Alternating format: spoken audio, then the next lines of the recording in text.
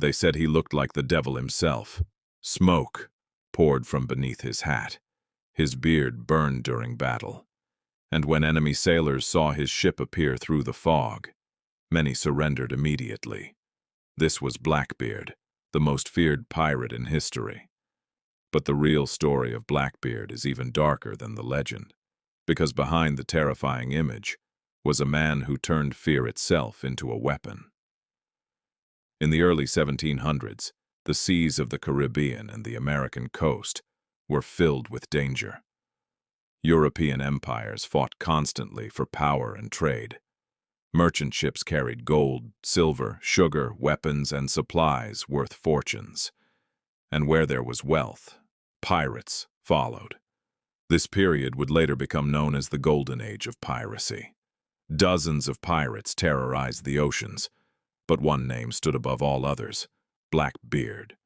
Historians believe his real name was Edward Teach, although some records say Edward Thatch. Very little is known about his early life. That mystery only made him more terrifying. Before becoming a pirate, Blackbeard likely worked as a privateer, a sailor legally allowed to attack enemy ships during wartime. But when the wars ended, many privateers suddenly found themselves unemployed. Some returned home, others became criminals of the sea.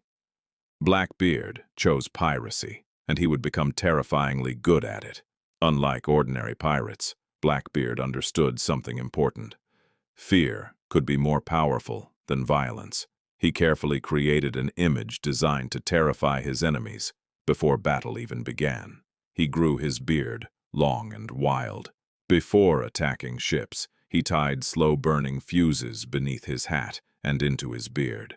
As smoke surrounded his face, Blackbeard looked less like a man and more like something supernatural. Sailors believed they were facing a demon, and that fear often caused ships to surrender without resistance. Blackbeard didn't need to destroy every ship. Sometimes terror alone was enough.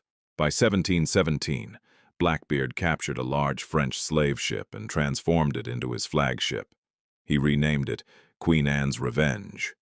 The massive ship carried powerful cannons and became one of the most feared pirate vessels in the Atlantic. With his growing fleet, Blackbeard blockaded ports, attacked merchant ships, and seized valuable cargo across the Caribbean and the American colonies.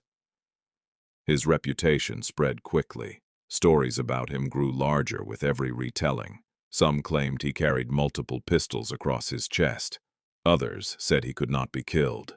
To frightened sailors, Blackbeard became something beyond human. But despite his terrifying reputation, historians believe Blackbeard was actually more strategic than savage. Unlike many pirates, he often avoided unnecessary killing. A dead crew could not surrender treasure. Fear was more profitable than slaughter. Still, his presence alone caused panic across the seas. Entire ports feared his arrival. Governments became desperate to stop him. At one point, Blackbeard even blockaded the port of Charleston in South Carolina. For nearly a week, ships could not enter or leave. The city panicked. Blackbeard demanded supplies and medicine as ransom, and the authorities had little choice but to obey. Imagine that for a moment. One pirate, holding an entire city hostage. The British Empire could not ignore him forever. Piracy was damaging trade and humiliating imperial power. The hunt for Blackbeard intensified, but Blackbeard was clever. He understood politics almost as well as piracy.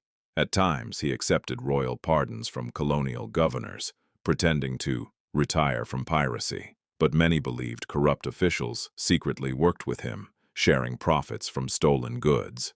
Piracy and politics were often connected in ways history rarely discusses. Still, Blackbeard's luck would eventually run out.